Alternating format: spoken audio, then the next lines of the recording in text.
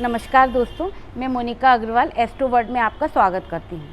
कृष्ण का जन्म भाद्र मास में हुआ। भद्र मतलब कल्याण करने वाला, और कृष्ण स्वयं कृष्ण पक्ष से संबंध रखते हैं। कृष्ण ने चंद्रदेव की सबसे प्रिय पत्नी रोहिणी के नक्षत्र में जन्म लिया, और कृष्ण स्वयं चंद्रवंश में उत्पन्न हुए, इसलिए उन्होंने चंद्रदेव की सबसे प्रिय पत्नी रोहिणी के नक्षत्र में जन्म लिया।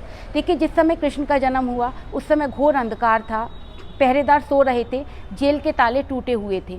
वासुदेव कृष्ण को डलिया में उठाकर जमुना पार करा रहे थे। लहरें घुमड़ घुमड़ कर उनके चरणों का स्पर्श करने के लिए बेताब हो रही थी। बादल घुमड़ घुमड़ कर उनका आशीष पाने के लिए बेताब हो रहे थे, और शेषनाग उनकी वर्षा से रक्षा कर रहे थे।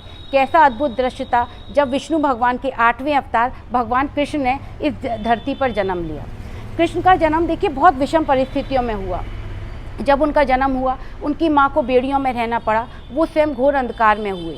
और जो कृष्ण का संबंध है वो 8 नंबर से सबसे ज़्यादा है। कृष्ण के जीवन में 8 अंक का सबसे विशेष महत्व है, क्योंकि देखिए, जो कृष्ण ने विष्णु के 8वें अवतार के रूप में जन्म लिया, कंस को मारने के लिए वो वासुदेव देवकी के 8वें पुत्र बने। और उनकी 8 पटरानियाँ थीं, जो 16,100 पटरानियाँ थीं, उनका योग भी 8 है। भागवत गीता के 8वें अध्याय का 8वां श्लोक ही सबसे महत्वपूर्ण है, क्योंकि 8 जो अंक है वो शनि का अंक है, और शनि हमें कर्म करना सिखाता है।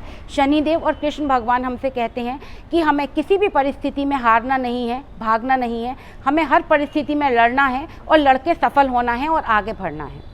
तो जन्माष्टमी वाले दिन आप जब सुबह उठें तो सबसे पहले अपने स्नान के पानी में गंगा जल और तुलसी जी डालकर स्नान करें। उसके बाद आप मन में मंदिर में जाकर एक छोटे बालक का स्वरूप बनाएं।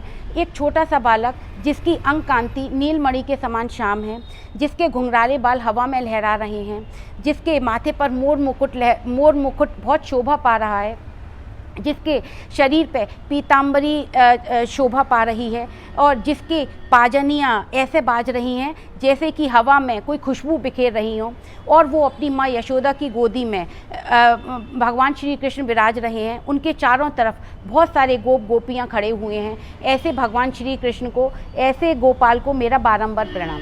उसके बाद आप पंचामृत से दूध, दही, घी, चीनी, शहद से प्रभु का अभिषेक करें, और एक जैसे छोटे बालक को तैयार करते हैं, उन्हें तैयार करके और पालने में जैसे छोटे बच्चे को आप सुलाते या बिठाते हैं, उन्हें सुलाएं। उसके बाद दूध में केसर डालकर और खिचड़ी का उनको सुबह भोग लगाएं। दोपहर को उनको माखन मिश्री का भोग लगाएं, और शाम को 5 तरह के पकवान जिसमें दूध की बनी मिठाई अवश्य उनका भोग लगाएं।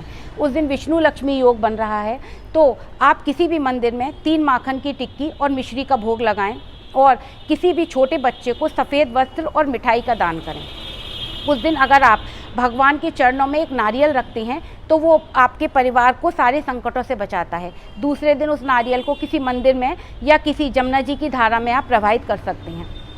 और अगर किसी को पुत्र प्राप्ति की इच्छा है, वो पुत्र प्राप्ति चाहता है, तो उस दिन आप एक पीतल के पत्ते का दोना बनाएं, और उसमें जल भर के सुबह से मौन रहकर आप 5 बार गोपाल सहस्त्र नाम का उसमें पाठ करें और उसको पी लें। ऐसा आप लगातार 40 दिन तक करेंगे तो आपकी पुत्र प्राप्ति की कामना अवश्य ही और बहुत जल्दी पूरी हो।